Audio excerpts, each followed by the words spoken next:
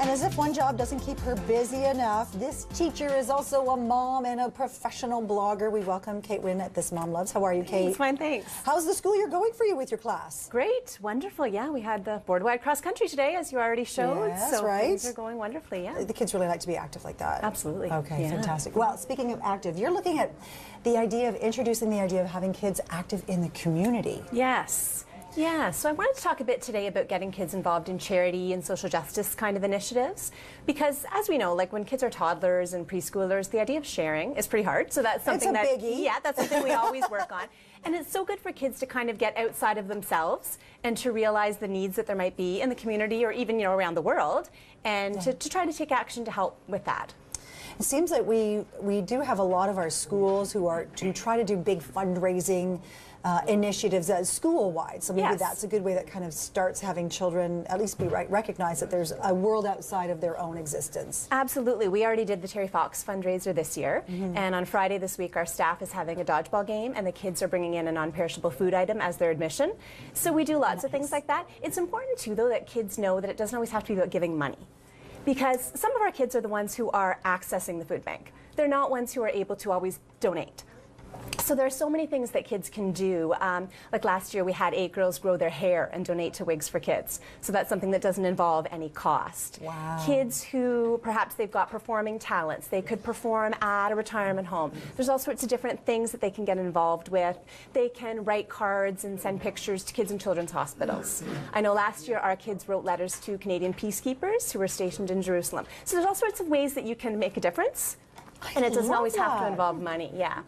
Now, what if your child, say, isn't used to doing this? What if they are, the ones on the computer games at night or doing whatever have you? How do you sort of nudge your child into getting involved this way? Sometimes it's good when there are websites or things that you can show them where they kind of see, this is happening to kids, on the other side of the world, or this is happening to kids in our community, and kind of engage them. Maybe there's someone in the family who suffers from an illness or a disease, to get kids going. And again, it doesn't have to be about the money. Maybe they want to make posters and do some sort of awareness campaign about a condition that somebody has and get them involved that way. But it takes a lot of talking. Like, I know when our oldest daughter was old enough to start putting the money on the collection plate at church, yes. She immediately after said, "Hey, give me my money back." Yes. So, you have to talk to them and explain, and it takes a while for them to realize what they're doing, and it can be hard sometimes, but it's worth it. You never know at what point it kind of clicks for the kids, too. Our daughter has 3 piggy banks, so there's savings, charity, and spending. Yeah.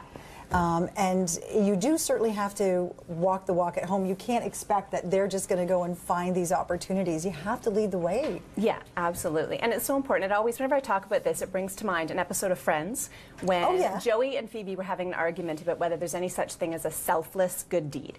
Because really, when you do something for others, it does give you a bit of a boost yourself, right? And as our kids are getting older, they're becoming tweens and teens and going through all those pressures, it's kind of good for them to have a way to get the good feelings in the right way that we want them to, right? So it's a good start. How early do you start with this? Oh, as soon as your kids are old enough to understand it, and you get started with it for sure.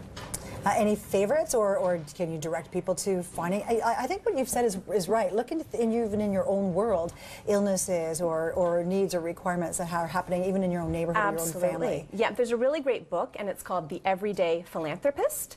And it has sections in it on giving by using money, but also giving because you're donating things you don't need anymore, or giving of your time. Excellent. All of those sorts of things that can get you started. The Meadowee brothers have also written The World Needs Your Kid, and so that's another good one to start with as well. Yeah, absolutely. Kate Winn at This Mom Loves, blogger, mom, and inspiring teacher. Thanks very much for your time. Thanks for having me. All right, we have more coming up. Our roundtable is just ahead, right after we check back in with Kaylee Bador.